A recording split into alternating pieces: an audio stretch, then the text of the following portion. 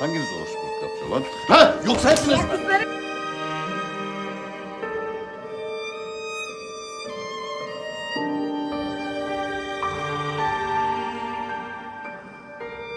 Bu sefer ev gerçekten bir hapishaneye dönüştü.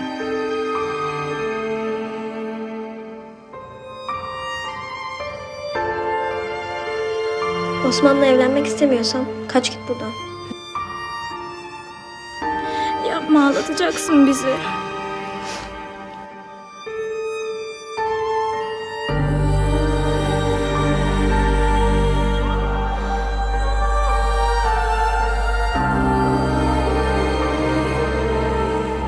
Öğretmenim Dilek Hanım'ı aramıştım.